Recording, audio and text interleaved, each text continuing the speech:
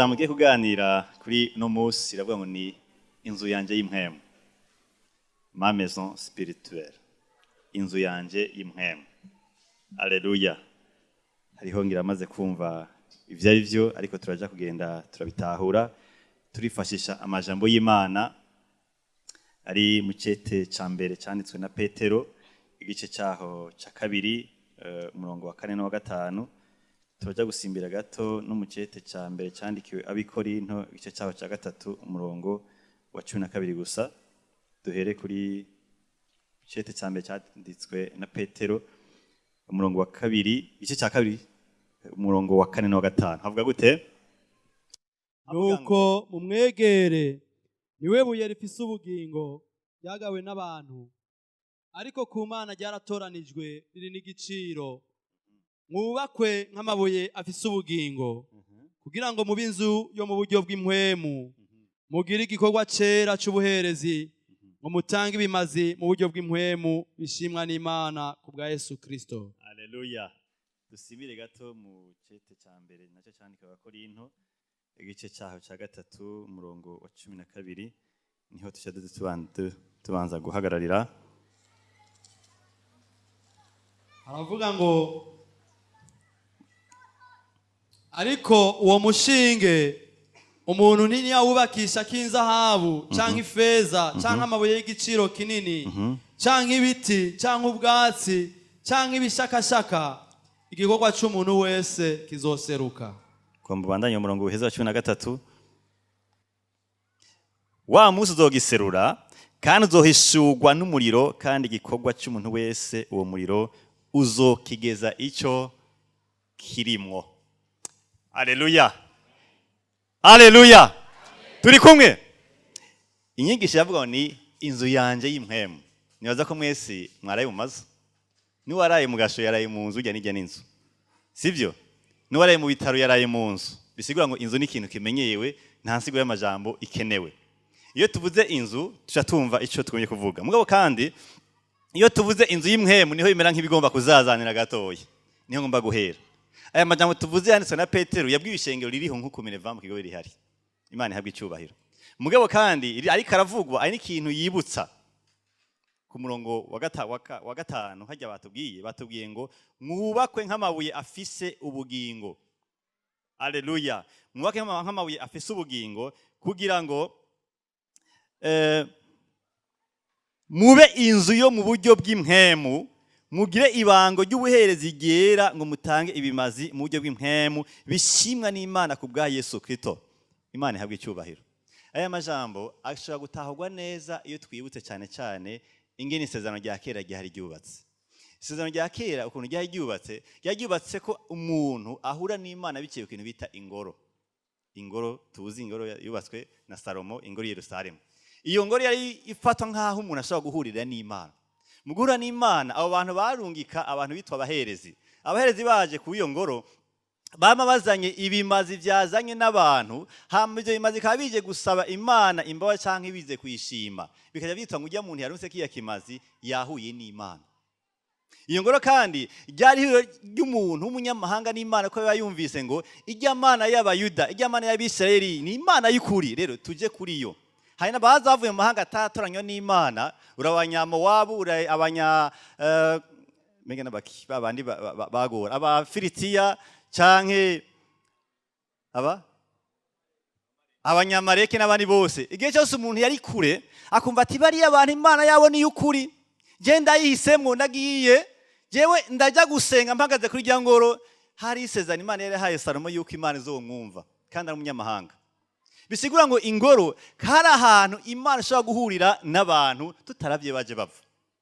Kari akajya umuntu ashobora kuti hari ikibanza iyo nshoye kugishikamwe yego ni kure canke aho umunyamahanga avuga ati ni kure. Mugabo ku muntu wese byasigura ngo nteza kubanza kurondera ikimazi hama nkumva ko basi nashoye guhura n'Imana yanje. Imana ihabwe icyubahiro. Uko niko abantu bashobora guhura n'Imana biciye kuri iyo ngoro, biciye kuri iyo nzu. Imana ihabwe icyubahiro. Ikindi iyo ngoro yibutsa ko hari abantu batoranije kwikoreramwo. Si abantu bose bagenda kwikoreramwo. Abalewi n'abaherezi bakuru nibo barashoboye kugenda gukora ibikorwa nk'uko Imana yayibategetse kuyikoreramo. Imana ihabwe icyubahiro. Rero ibyo byari ko biraba mugabo ijambo ry'Imana rivuga ngo ibintu byose byabaye mu isezerano rya kera ngo byari igitutu cy'ibyari biraririye kuzoza. Uyu munsi nta ngoro dufise inyubako isanzwe. Uyu munsi ingoro ijambo ry'Imana rivuga ngo ni wewe. Niho mpava nshimikira cyane gose. Imana ihabwe icyubahiro. Uyu munsi nta muntu akibwirwa ngo va ibuvira Imana yawe muhurira muri Bujumbura. Oya siko bakivuga. Nta muntu abwira ngo Imana yawe iri mu Kigobe mu Kanyosha Imana ni kumva. Oyaye Imana ihura n'umuntu mu mutima we ubwayo. Imana ihabwe icyubahiro. Rino jambo rije gukomeza abantu bakijijwe, abantu bamwebwe n'abandi ribabwira ngo nukore ngo mwubakwe nk'amabuye afise ubugingo. Ibigomba kuzazanira gatoya. Mugabo bahere bavuga ngo nuko mumwegere ari we buye ryagawe ngo mugari ifise igiciro kinini. Igihe inongoro yubakwa Dawidi yaragombye kuyubaka mugabo Imana yambwiye ati wewe egeranye ibikoresho umwana uzokwivyara niba azokubaka ingoro yanje. Icyo yakoze yegeranije inzahabu amafeza n'ibindi byose n'ibiti bikenewe aravyegeranya cyane cyane n'amabuye. Ayo mabuye kuko batubaka bakoresheje ngira ngo isima barafata ingene bayabaza kugira ngo azokwinjiranemwo. Amabuye yarabitswe ku buryo ibuye ryaba rifise rigenzi ryaryo n'inimero yaryo. Hageze kubaka hari ibuye rimwe babuze ahantu rija bagati byose ribe turavye ahantu riri haya siho turavye ingene ribaje aha siho ryoja bararita. Mugabo baragira ahantu none kumenga twabuze ryohaja nirihe basanga ryarindi bataye niryo ryari kuja muri ya mfuruka. Ariko vyari kuberekana ingene mu nyuma Yesu azoza abantu akamfata nk'ibisanzwe ngo ni wewe ryagawe n'abubatsi ngo mugabo mu nyuma bamaze kurimbura bamaze kubona amakosa bagize baravuga ngo iri nyene twagaye iri twibwiye ngo ntijaye na kino kibanza niryo ryari rikwiye kuja muri cya kibanza mu mfuruka rikagumya ya ngoro y'Imana. Imana ihabwe icyubahiro. Rero abantu nka twe twakijijwe turabwirwa ngo nimwegere ryabuye nyene kuko muri kino gihe hariko haragaragara kurishira ku ruhande, hariko haragaragara kurifata nk'ibisanzwe, ariko ngo muryegere. Imana ihabwe icyubahiro. Ngo mumaze kuryegera ngo muce mwubakwa ngo aho mwari mumenyeye ingoro Yerusalemu mwe mucika ingoro itangirwamwo ibimazi vy'Imana ifatwa nk'ihuriro ry'umuntu n'Imana yiwe. Imana ihabwe icyubahiro. Alleluia. Uyu munsi niba ku muntu yagiriwe umuntu yagoranye, umuntu asanzwe, umuntu avuka hajya avuka, umuntu afite n'ibimunanira ashobora gufata ngo niho Imana ihurira n'abantu bayo. Imana ihabwe icyubahiro. Ngo nimwubakwe mumere nk'amabuye afise ubugingo. Mihane majambo murondere ko Imana yoba ahantu ihurira n'abantu bayo. Imana ihabwe icyubahiro. Alleluia. Mbega se ubuntu kamene data n'ubuntu buhebuje, n'ubuntu bugeretse ku bundi aho Imana ifata inyubako yari ndende cyane ikayiheba igahitamo umutima w'umuntu uyu. Mbe murazi umutima w'umuntu ingene ungana? Abaganga umutima w'umuntu ungana gute? Ntushikirana pe vyanda. Ariko igafata inyubakwa yubatswe haciye imyaka myinshi igakoreshwa n'amagarama menshi y'inzahabu, amabuye menshi, igihe kirekire, abakozi benshi. Ngavuga ngo ivyo ndabihevye nkeneye umutima wonyene gusa. Ati yo ni wanyemerera ukaza ukanyegera jewe nzowubaka gushika usanga uruta ya ngoro. Wompera Imana amashiko bw'ivyo. Alleluia. Ngo mwubakwe gushika umusanga mwebwe muri ingoro ya mpemu w'Imana. Ingoro y'Imana ugati ko mfise ujya muntu hajya mu Kigobe, ko mfise ujya muntu hajya muri Bujumbura muri Isare, ko mfise ujya muntu hajya muri Bubanza cyangwa muri Cankuzo cyangwa ahandi, hagenda afise ahantu ushobora guhurira n'abantu banje. Ndabiza ahantu ibimazi bitangirwa, ndabiza ahantu umuntu hashitse yumva akaruhuko, ndabiza ahantu umuntu hashitse yumva ko Imana nahaje ava kure Imana yumva yironse. Imana ihabwe icyubahiro. Nico gituma uyu munsi kimwe wotahana bavuga ngo ndi inzu y'impwemu. Ico kintu gite ufusiga rondera imirongo mu nyuma uyibaza mugabo ntibibagire ko uri inzu y'impwemu. Imana ihabwe icyubahiro. Hajya muri kono batubwiye ngo iyo nzu rero irubakwa, kandi iyo nzu ngo murazi ngo yubakwa kwitangurira nkuko tuza amazi yose igihe bayubaka bibaka ku ma fondation. mugabo kandi baca baduha nk'aho umenga baratugabishije canke baratwavertishije bati naho itanguro ryamaze gushigwaho ariryo Kristo Yesu birashobora gushika ngasanga nubatse nabi canke unda kubaka neza. Abubaka neza ngo bakoresha nk'inzahabu, bakoresha amafeza canke amabuye y'agaciro. Abubaka nayo ngo bakoresha iki? Ibiti, ibishakashaka canke ivyatsi. Wumva uhitamwo iki? Wumva ukubakisha iki? Sa? Inzahabu canke amabuye y'agaciro canke amafeza. Ivyo ni ibintu Imana agikoresha uhereye mu itango rya Bibiliya ifata ko ari ibintu byerekana agaciro. Igihe cyose iyi ngoro yubakwa, Imana arabwira ngo ibikoresho byo mu ngoro byose bibe bikikujwe n'inzahabu. Kugira ngo Imana yerekane ukwera kwayo, yerekana n'agaciro icyo kintu gifise. Imana ihabwe icyubahiro. Ndakuvuga ngo abubaka bubakisha inzahabu canke ifeza canke amabuye y'agaciro n'abafata ivy'Imana bakabiha agaciro. Agaciro karengeye ikindi kintu cyose. Imana ihabwe icyubahiro.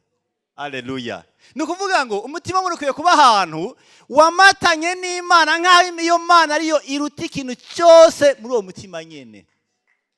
Iyo nsamaye nsanga hari ivyaje biraruta Imana muri jewe. Ega birashika.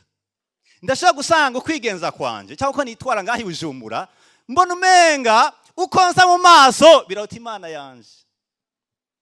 Aho nkora biraruta Imana yanje. Aho navukiye hararuta Imana yanje. Konte yanje bankere iraruta Imana yanje. Ugasanga ivyo bintu bikoze ko Imana manda gushira ku ruhande. Mbaye wa wundi ngo je ivyo bintu binshitse noca amaza nkadepoza Yesu. Nukuvuga ngo Imana ikeneye gufatwa nk'aho imenga nta n'ikintu na kimwe yoteza gushigwa iruhande. Imana ihabwe icyubahiro. Ni wubakishije amabuye y'agaciro uzobikuragaragaza ingene Imana yisakaye igwiza mu mutima wawe. Ni wubakiye amabuye y'agaciro uzokuragaragaza ingene Imana ikibanza ifise mu mutima wawe atani ikintu na kimwe gikiyegereye. Yamikira habwa amatazirano iwawe. Yamifise ikibanza kigwanigwa gicungere umutima wawe. Haleluya. Kuko atakira kimwe gihwanye nayo. Imana ihabwe icyubahiro. Haleluya. Ndishima igihe umuntu aronse ijambo ry'Imana rimukebura. Haleluya. Ndanezerwa mu gihe umutima w'umuntu usanze uri kuragenda uvuga uti ndiko ndatera imbere mu guha Imana icyubahiro mu mutima wanje.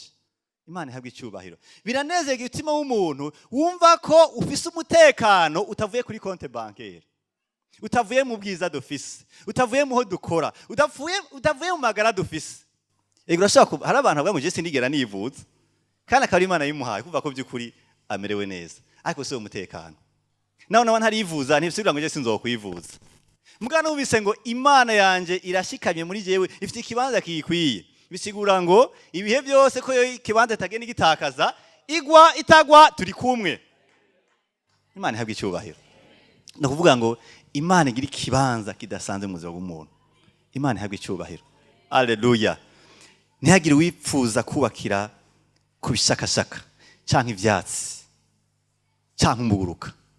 Ivyo nivyerekana intege nke z'ikintu. Intege z'ikintu ni cya kindi kije umuyaga utwara ushaka. Ni cya kindi kije kageragezwa kica gitakara. Ni cya kindi kije isi kanyiganga kidasubira kuri ikibanza mu mutima w'umuntu. Ataje giheza mu gisubana kikumarira. Imana ihabwe icyubahiro. Umwana w'umuntu arashaka kwihenda. Kandi kibabaje yihinda atabizi. Birashobora gushika nkihenda, nkibwira yuko jewe by'ukuri ikintu cyose ndiko ndashikako ni kubera inkomezi zanje. Jewe rero ndashimana ko yampaye ubwenge. Raba ndiko ndagenda ngaha. Je ntese umutwe nta muntu asubira mu vrema. Nicyo gituma je ndashimana. Jewe singera nanirwa kuva nabaho. Jewe nateretse ikintu ndagishikako. Nicyo kintu abantu banyemerera. Kandi je ndabona iby'ubuzima vrema sava. Antuka hari abantu biganiriza bakitumira kuri plateau bakibaza ibibazo bakongera akabyishura. Mugabo haza kandi kajama kamwe kahise ngo wagipfuwe uno munsi urakwa bwa bugingo sasigara ariko araba mu kirere ati ega uravye niho Imana yariri nyene. Imana ihabwe icyubahiro. Ntiwubakire kuco umaze gushikako, ntiwubakire kuho uvuka, ntiwubakire kuri diplome, ntiwubakire no ku masezerano wahawe n'abantu, oyaye, ntiwubakire no kukuvugwa neza, ntiwubakire ku kintu na kimwe kiretse Imana ubwayo. Imana ihabwe icyubahiro. Uzoba urishira kuri ibishakashaka. Imana ihabwe icyubahiro. Harubakiye kubwibona ati jewe ndakunda Imana mugabo jewe hari ahantu hakoze numva ko menga Imana nawaza nkayishira ku ruhande. Mbe murazi ko ari abantu mu maseminere bihenze kubicarika mu kibanza baca bayiheba. Abakozi b'Imana cyangwa umuntu kanaka. Ujya muntu yaraje arantereza ku seminere yagiragire ndamuha $2,000 aca yenda kubwira protocole ngo banyisharike imbere. None akacaza bakaba mwihendako. Hagiye baguhora itaye, hagiye baguhora inkumbaza, ukaje usubira inyuma. Kubera muri yo hari ikintu cyitwa honneur wubakiyeko mbwo gituma uhomba vyinshi mu vyampwemo. Hari ikintu bita kumenyekana wubakiyeko gituma uba umukene mu vyampwemo. Bituma inzu yawe iba inzu yubatse ku bishakashaka. Bituma Satani yakeneye kusenyura iyo nzu kugira ngo ayibuze gutangirwamo ibimazi, biramwohera cyane gose. Ariko Imana ishimwe ko dufite ijambo ry'Imana. Riratwereka abantu bagiye barubaka ku nzahabu bikabatwara ahantu bavuga amajambo by'ukuri ashaka kutubera akarorero. Mwibaza nk'umuntu yavuze ngo niho nkimenya canke noneho ndemeje umutima wanje yuko naho byoba urupfu canke ubugingo canke abamarayika canke ubukuru bwose n'ibindi byose ngo ntacyo ntandukanya nande.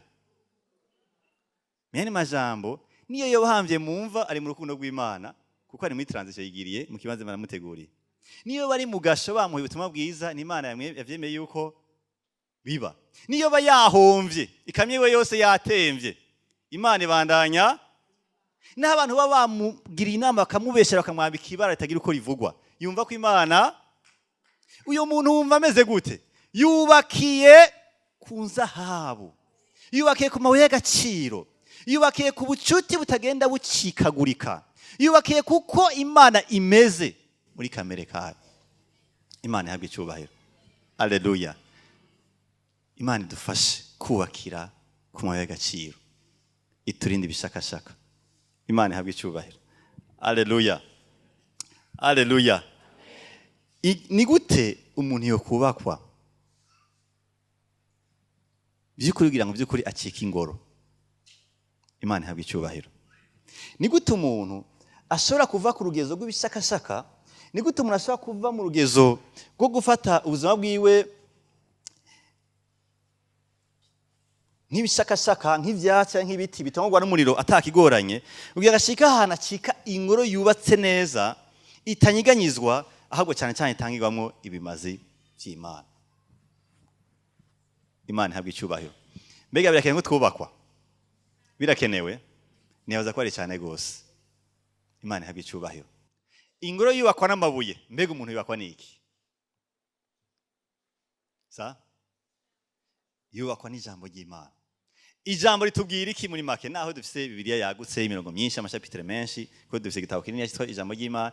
Imana tumenyesheje byinshi, mugana agenda abwire ngo hari ikintu Imana ishingiye intaye mu ijambo ryayo cyitwa urukundo rw'Imana. Turi mu isezerano rya kabiri kandi rya nyuma, kuko turindiye uzaje tugenda mu kibanza Imana yateguri, sivyo? Mu ruhukiro bya bibanza umuntu wese yategurirwa. Iryo sezerano turimo ijambo ry'Imana rivuga ngo ryatangujwe n'urukundo Imana yakunze. Uzutinye ijambo ryugurura ibirori, cye ryugurura umwaka w'ishuri, cye ryugurura urubanza kanaka, kuko ujya usanga hari ibintu bikomeye bivugirwa muri cyo. Iyo uryumvirije ucumenya niyo mugiye. N'Imana izanye Yesu yavuze ngo kubw'urukundo nkunda abantu cyo gitumya ngizente, nico gitumya nzanye Kristo Yesu kugira ngo abari hano muri ino si ntibabandanye bapfa rubi, ariko bagire ente bahabwa ubugingo budashira. ni ukuvuga ngo umuntu aja kubakwa neza mu kibanza cibuye ripima santimetero kuri izi akwiye kubakirwa ku rukundo rw'Imana. Imana ihabwe icyubahiro. Wo mutahura bike muri Bibiliya mugabo gatahura urukundo rw'Imana. Mbega urukundo ni iki? Urukundo nuko Imana yagaragaje ingene yagiye mu gishingo cy'umunyavyaha, ikagenda mu kibanza cy'uwanduye nayitanduye, ikagenda mu gishingo cy'uwacumuye nayitacumuye, ikagenda kurondera utayirondeye kugira ngo imurondere mu migenderanire. Wakunzwe atacyo usabwe, ukundi guko nyene uri mu bupfu bwose bufuzi twakuriyemo twese twavukiyemo. Imana irakurondeza urupfu rwa Yesu Kristo. Ni ukuvuga ngo iyo nshingiye ku rukundo rwa Kristo Yesu mba ndiko ndubakwa na ya Mana ubwayo. Imana ihabwe icyubahiro. Haleluya. Ijambo ry'Imana riravuga ngo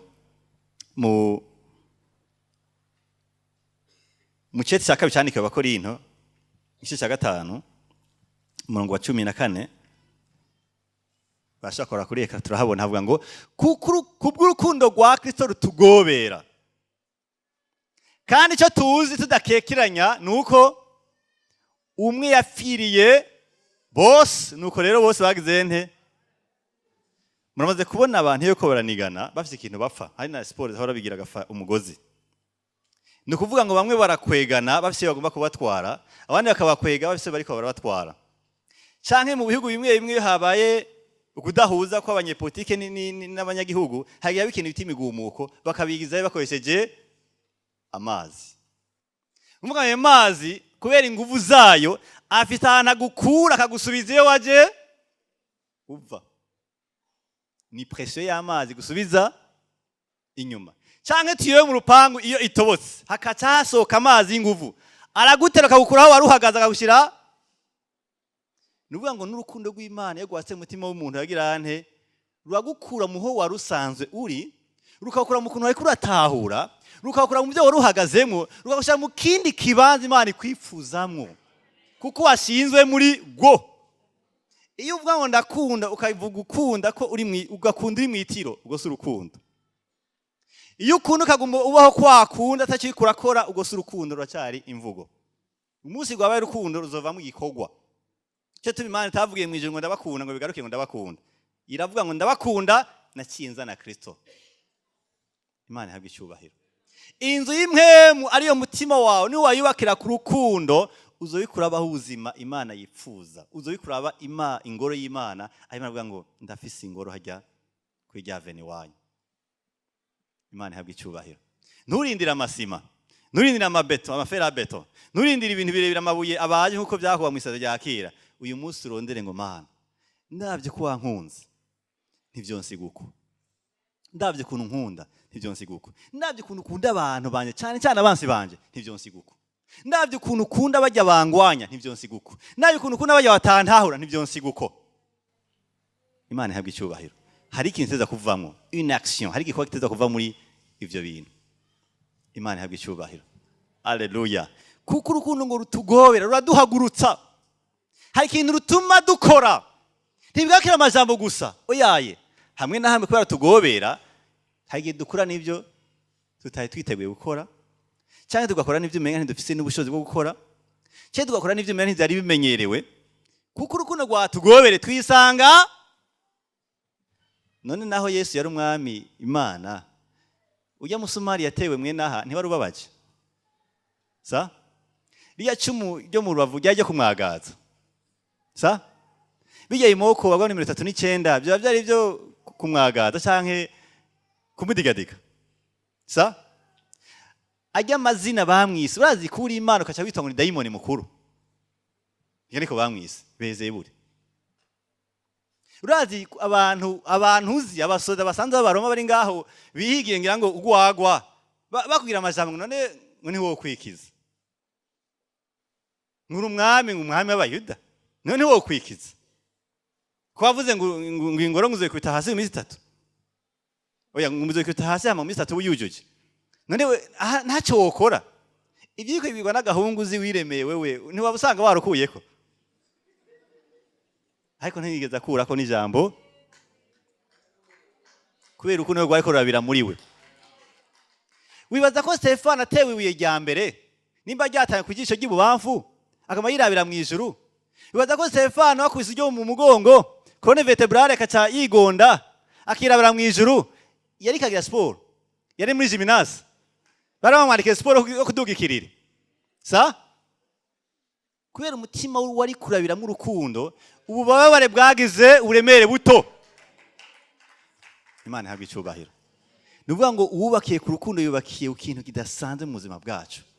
Wo kwenda ku bindi byose mbwa iyo utihenze ku rukundo, mbere aziko birivuga ngo urukundo rufuka ibyaha byinshi. Imana ihabwe icyubahiro. Alleluia. Benshi barondera ingabire, Mana mbwira ingabire zanje kugira ngo utangure koopera.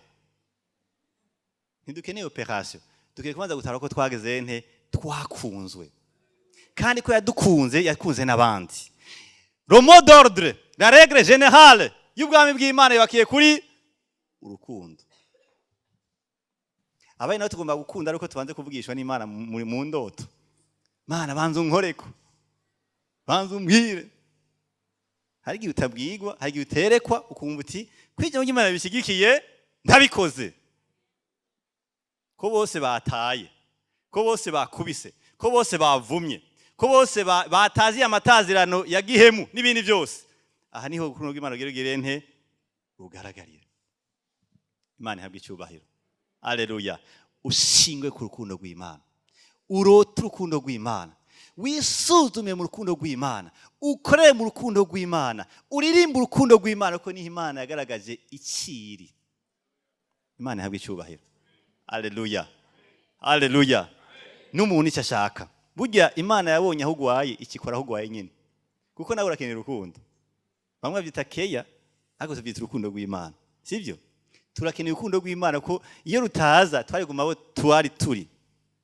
None nta bantu bageragejwe bagahabwa n'ibintu ati mwana wewe n'ukuri ni wabaseriye. Nzobwira so na so wanyu tuguha iki niki. Kandi kagaragara ko muyandi urukundo ndaza abantu bamwe umuryango yakora ati mviriza rero hari icyo ubuze wewe oya none ushaka iki je vraiment nshaka imodoka yo gutembera kandi imiliyoni nizi ati akira so yari yarasize akira inama y'umuryango yakorana ati akira umwana akaronka mugabo ingeso ntizihinduke hari amanama akwana kukaza ati nukuri twaragerageje none ugomba iki ati je vraiment impindura service hajya hano harangura nta hantevye nkaca nduha sanga nagiye mutwega kugira ngo bahasi numve ko noruhuka umutima bakamuhindura service mugabo wapi ariko umenga baramukunda ariko ari umuntu asaba ko bamuhindura service kugira ngo ingeso zitungane mbakora bamukunze ati ntacyo reka tugwazagwaza ubu ndega kiraza ubwenge niko kibuza ingeso bakagifasha mugabo wapi mugabo umunsi umwe hari ahantu yumvize ikiganiro yagiye muri groupe biblique ahantu canke hari umuntu yamugende muri wabati wesha Imana yagukunda ibintu byose bagendeyemo bizotuma ugenda mu ndahera mugabo kandi Yesu aje kugira ngo ivyo bikuve ko wera imbere y'Imana birota ya service bampa birota ya modoka bangura ngo mpinduke ubu ndashobora kwezwa imbere y'Imana ndashobora gukurwa mu gitabo cy'urupfu kashwa mu gitabo cy'imanza ndashobora kwitwa wera imbere y'Imana bigenda gute ni ukwihana no kwizera ivyo byose ubona umenga byagufashe nk'inyagano ivyo byose ubihanisha kwihana fata ingingo hama wizere ko Yesu yabambwa azira ivyo byaha byawe guhera Imana yakudeklara juste à ses yeux Imana kwituwera mu nyonga zayo c'est vraiment naho byananiye ntubiye ngo ndabishima hajya hano ngo ndabishima gusa byarananiye nyene mugabo nagiye ntabwire ngo birakunda ihana nguye yarihanye umutima utangenderwa n'Imana nukuvuga ngo umuntu arakenera urukundo bene data natwe twamaze kurumenya turakeneye kugenda guhongekana mu mitima yacu turarukeneye ibyo tuwe turacamwo bishobora kumenga ni ikintu kiremereye cyane mugabo wibutse uko Imana imeze kwitasinziriye kwiba amaso ku bwa wewe urasura ukumva ukarema kandi ukabandanya mugabo rukiye umwana w'umuntu nabonye ahantu hamwe bafata inkoko isake bakayirera bakayimenyeza amashampiyona ikakimenye ingene shampiyona zigenda ikakigenda kugira shampiyona hamanye neza akacatana $220 kubera isake yayireze neza acha yimenyereza ingwano ikakigenda kuri tele yibere muri tribune isake yanje cyo iragira shampiyona iraja gutwara shampiyona kandi je ndaja gutsinda $20,000 kubera yahawe urukundo iri muri purayi none we niwunanirana nawe urarukeneye kandi ugenda rugwirikana ku buzima bwawe. Nimba ibikoko vyaragwakiriye je nije ntogwakira naye ndarukeneye, ndakeneye keya y'Imana, ndakeneye kubungabungwa nayo, ndakeneye kubakirwa muri yo, ndakeneye kuyihamagara mu byo niko nakora kugira ngaragaze mu rukundo rwayo. Haleluya. Ataraho turasanga umenga turi abantu tugenda turi nyakamwe. N'amasezerano twagiye turahabwa n'Imana, n'amasezerano agenda atubwira yuko Imana itigera iduta, ko imvire kwitwa ngo imbonero yayo. N'abantu bashobora kuba bamwe ibigonde, murazi ibigonde le maladroit, sindabona umuntu bigora kwikora akantu kagiye kumutera mu jisho. N'abantu badakerewutse cyane hageze kwikora akantu mu jisho agira umena mu sentire noir. Imana yaduhaye izina ngo muri imbonero yanjye kugira ngo umutima wawe wame wumva ko Imana igavye ku bwawewe. Aha nikaduha amasezerano ngo uzumpamagare ku munsi w'amagorwa, naye nzokwitaba ndagutabare hamwe cyo micubahiro. Ni ukuvuga ngo bisa amagarante menshi. Imana ihabwa icyubahiro. Shingira ku rukundo rw'Imana. Hamagara Imana iyo uzazaniwe. Iyo Satani akubwiye amajambo atariyo nkaho umenga Imana yawe irasinziriye, subira uvuga uti Imana ndagushima yuko wewe utigera uhunyiza, ndabashimiye ko wambwiye amajambo menshi ambwira ko jewe unkunda kandi nyitayeho. Ivyo nshaka bishaka kudashitswa uno munsi ariko bituma urukundo rwawe rugaragara. Imana ihabwa icyubahiro. Haleluya. Icyo reko nabwiye umudamu ati jewe hari ibintu Imana yambwiye mugabo bena nk'ibizazanira. Ntanambwira ivyo ivyariko biranzazanira. Acambwira ngo mugabo ivyo nyine birangira urukundo rw'Imana ruhishuwe. Ati ingorane ije ituma Imana izoca yihishura uko imeze. Warakoze madamu. Haleluya. Imana ihabwa icyubahiro.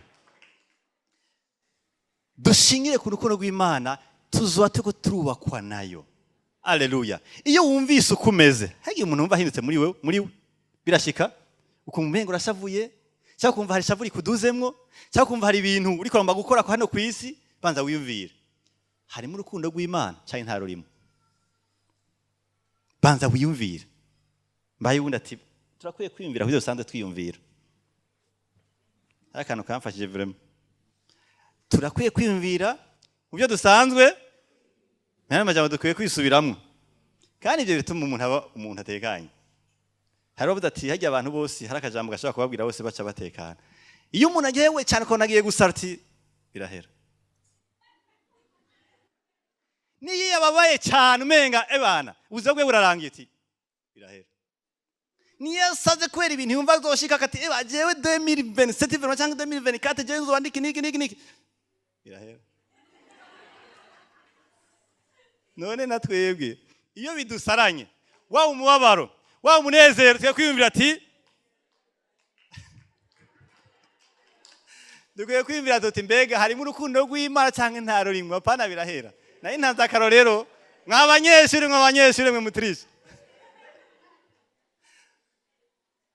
Ikibazo iyo baguhaye agatiyo simpaka kize kujya kimeze uteza kumenya ingene gishobora guhinduka. Si birahera ahubwo mbega ko urumva uko ubwo harimo urukundo rw'Imana cyangwa nta rurimwo? Ko urumva hari ibintu umenga no kuranyarukije, harimo urukundo rw'Imana cyangwa nta rurimwo? Ko hari ibintu umenga no kwanka, harimo urukundo rw'Imana cyangwa nta rurimwo?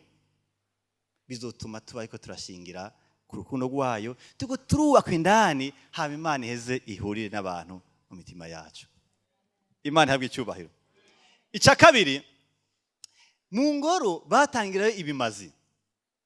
Haleluya. Bararondera inka, bakarondera intama, bakarondera impene, bakarondera inuma, baca bahereza abaherezi, baca bitwara ku ngoro, baca bagenda barafise ingene vyageze bivuga, bakavyica, bakabiturira, maze umwotsi baduga, Imana ikamera nk'imotewe ngo burya ndahariye abanyakigobe kubera batanze ibimazi.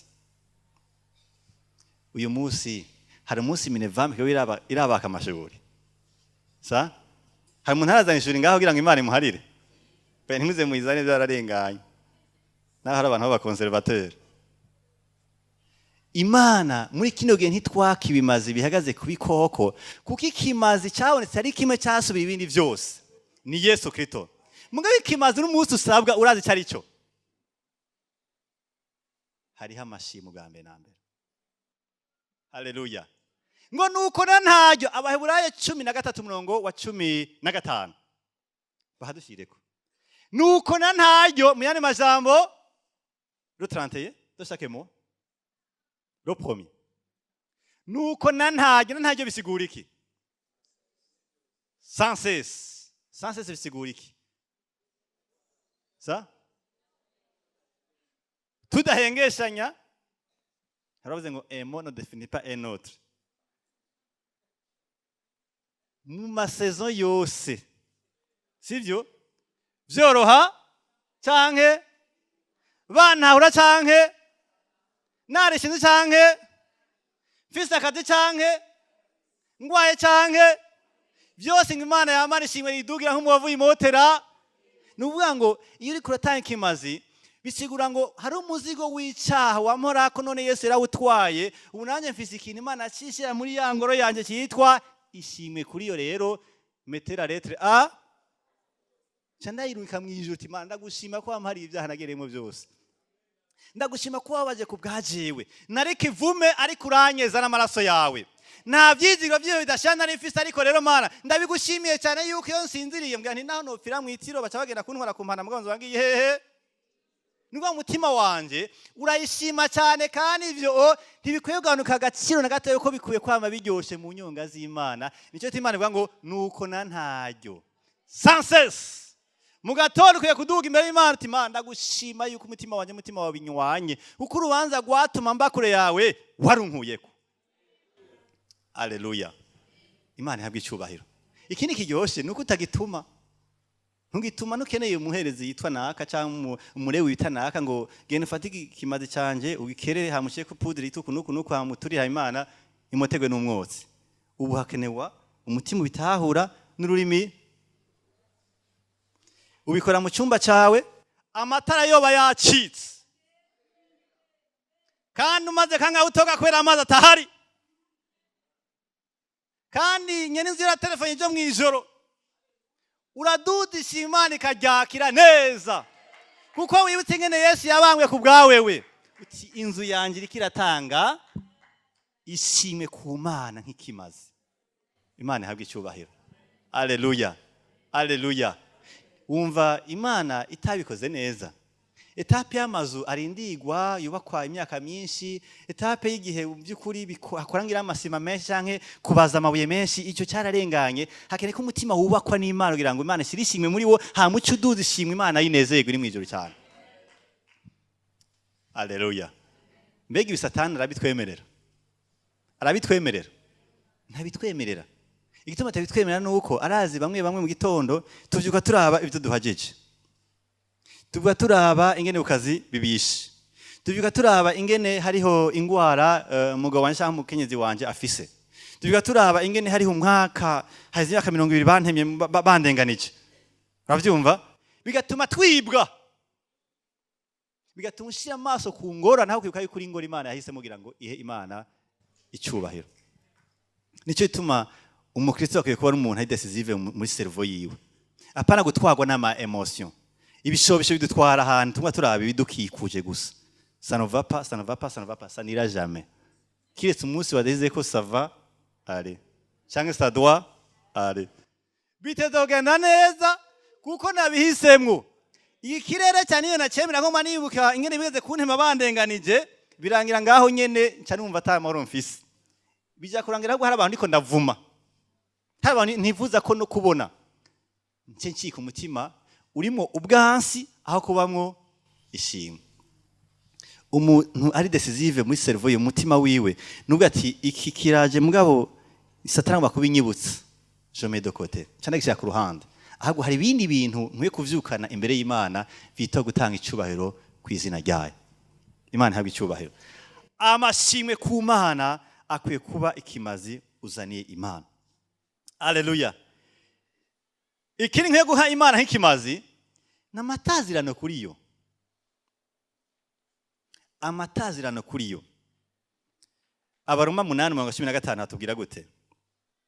Romains 8:15 hatubwira ngo kuko mutahawe impemu y'ubuja ngo mwongere gutinya ariko mwagize nte mwahawe impwemu yo kubahindura abana b'Imana, niyo idutakisha aba. Katurondere kumenya neza icyo bisigura.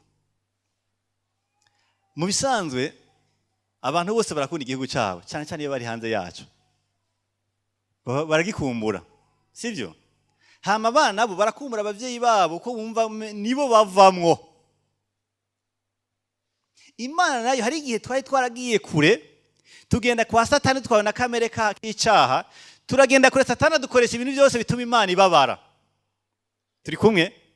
Mugabo kandi Imana ikikora igikorwa ahubwo yatanze ikimaze gituma tugaruka, itugira abayo, ikikora igikorwa gihebuje cyo gufata mpemu Imana akamugerereza muri twebwe indani.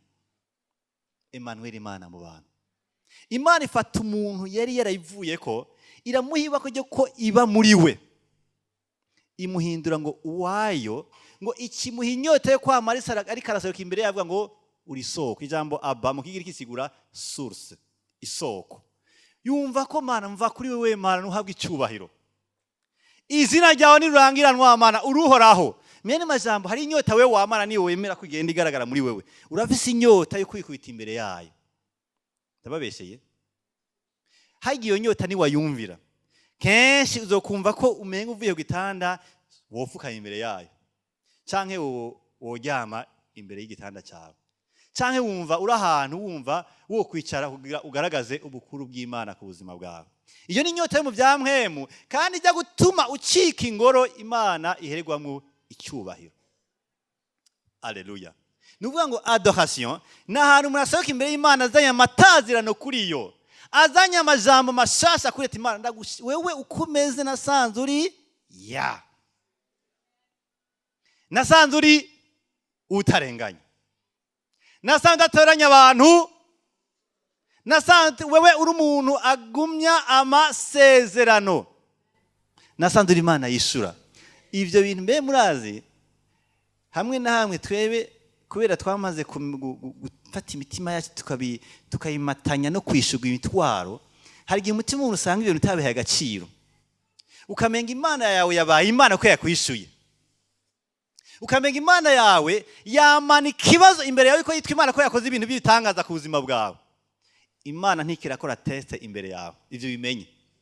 Nta kibazo bise na wewe, ntikira defend mu Mana bwayo, oyaye, kuko Imana bwayo burayihagije. Ibyo remye ibyakoze byose byerekana umwana bwayo. Ahubwo wewe ujya kugira amahoro iyo bitahuye bikaca bivamo isengesho. Imana, amajambo yo kukuvuga yo mu Kirundi nare yabuze.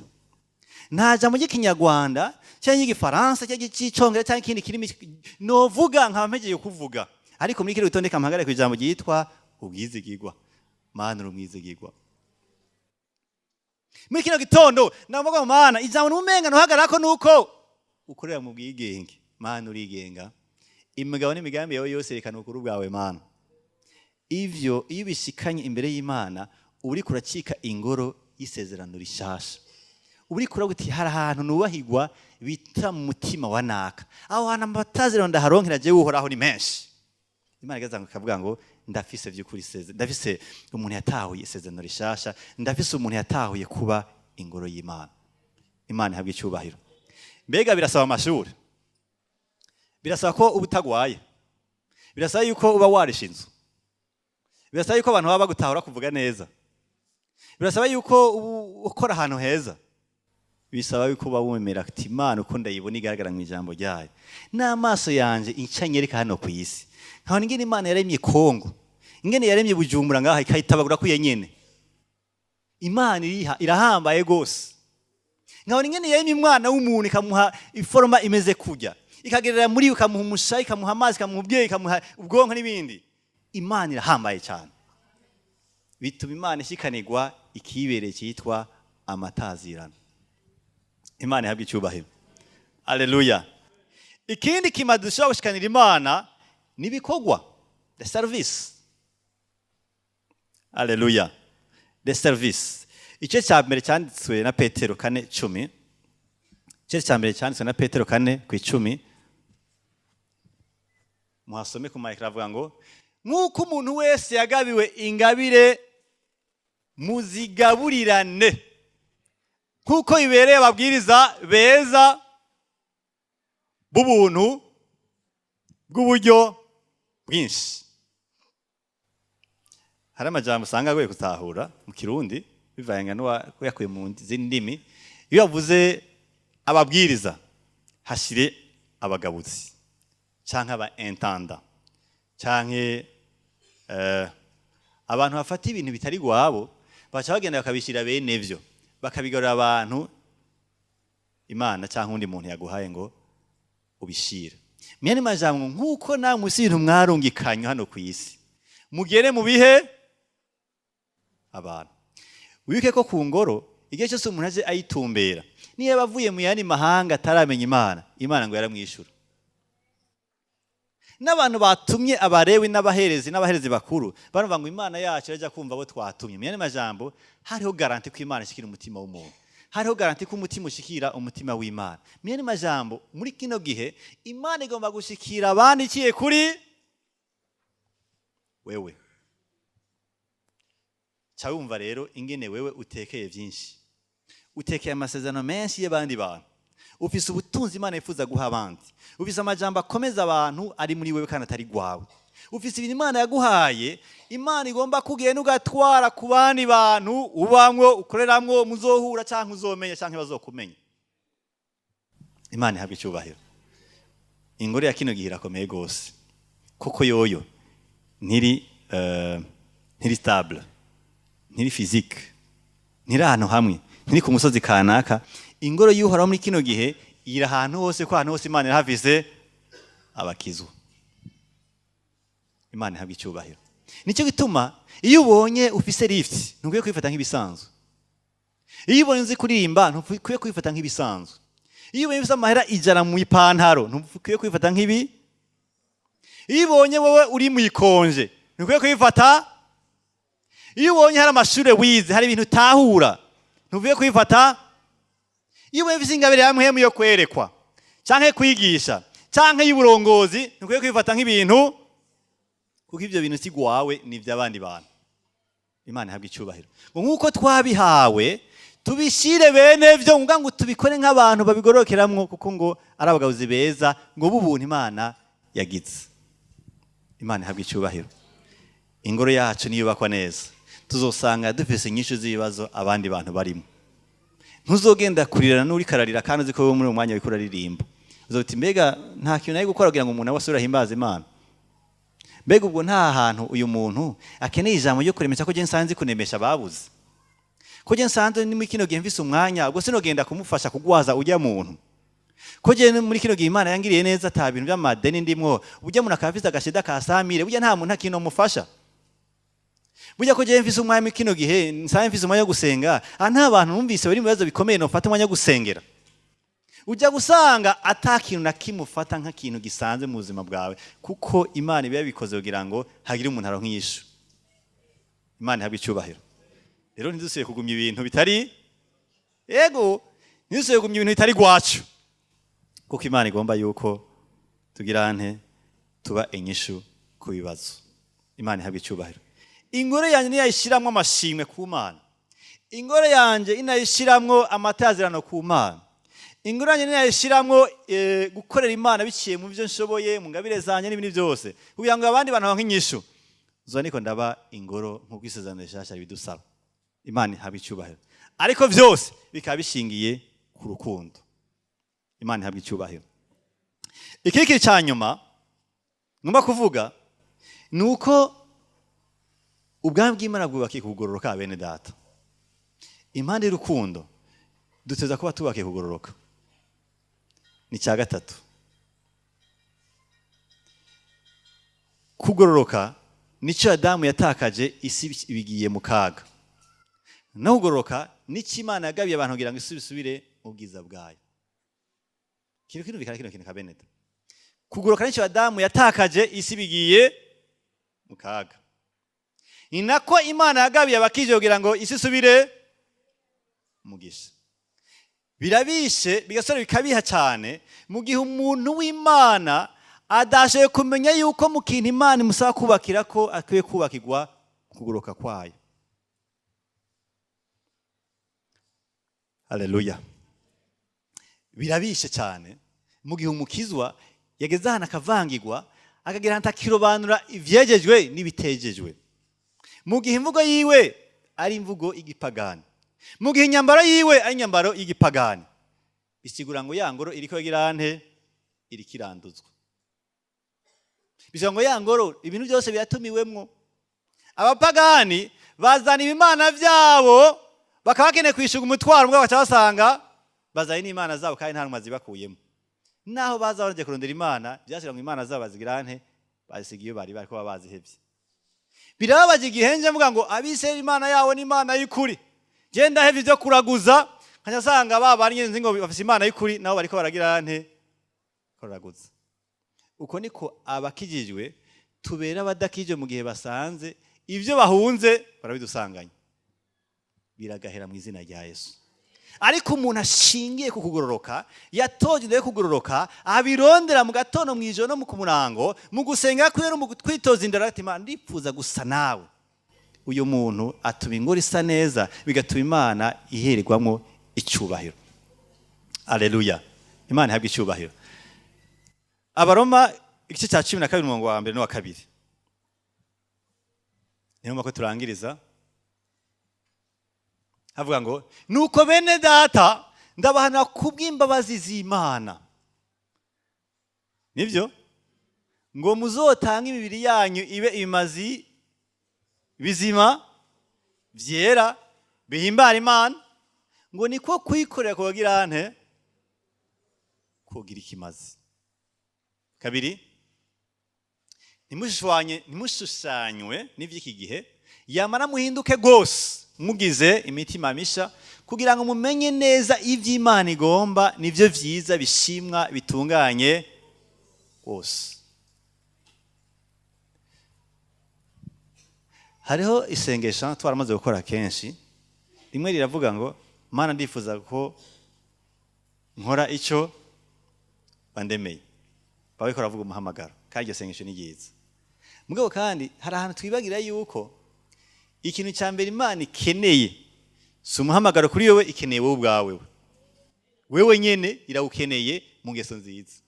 Ngo iyo uriko uraba mu ngeso nziza, uri nko kugicana bikura yimotera neza nkuko mu isozi rya kera baturi bimazi kayimotera neza.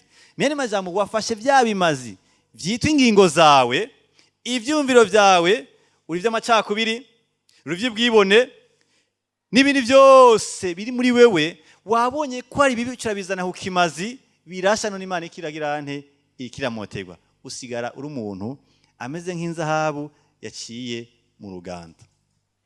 Imana ihabwe icyubahiro. Ushinge kukugororoka uri kuragagaza ko ugomba ko ya ngoro nayo igaragaza ugororoka kugira ngo Imana ibinezererwe cyane gose. Haleluya. Umwivyi ngo wamara imigayo girana yo gutungana.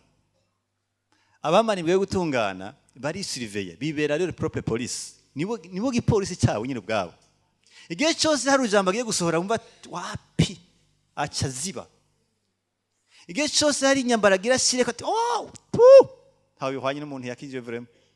Igihe cyose hari abantu bamutumiye ati tugira uku attention ico ndi muri Kristo Yesu ntikijanye no mpanuro bampaye. Uburyo ugira ukora ibintu byose iyo wiyumvita attention ico ndi umwana w'umuco. Iyo hari ibintu biko biraza muri je menga bituma no kora uko attention ntihwaye n'ico. Ni kuvuga ngo gutozwa indero mu byampemu bituma yango riba yama ishagije kandi ishingiye kugoroka kw'Imana. Mena ndafise ingoro mu Kigobe. Iyo ngoro n'umutima wabantu bavuga ngo ni eglise, umutima w'umuntu. Imana ihabwe icyubahiro. Tuvuge dute ma maison spirituelle, inzu yanje ya mpemu ikwiye kugirana, ikwiye gushingira ku rukundo rw'Imana. Uko niwo mushinge w'umugambi w'Imana hano ku isi, niwo mushinge wo kuzana Yesu Kristo. Haleluya. Ivyo nkora, uko ntahura, uko niyumvira, igituma nkora ibintu nkwiye kwiyumvira ko urukundo rw'Imana rurimo. Kandi umutima wanje hari ibintu Imana igomba ko biwuvamwo. Hakwiye kuva amashimwe adugira Imana kuko Imana yakoze muri Yesu ku buzima bwanje. Hakwiye kuva amatazirano yerekana ubukuru bw'Imana no ku mazina Imana ifise uko nayitahuye ukundi. hakwiye kuvamwo ibikorwa vyiza bivuye mu ngabire Imana yampaye canke ibindi bintu Imana yanjeje hano ku isi bituma Imana ishikira imitima y'abandi bantu. Nkwiye kuba ndi umuntu ashingiye ku kugoroka ko muri Kristo Yesu kugira ngo ngaragaze ko ingoro ishingira intahe ukwera kw'Imana hano ku isi. Imana ibahezagire cyane.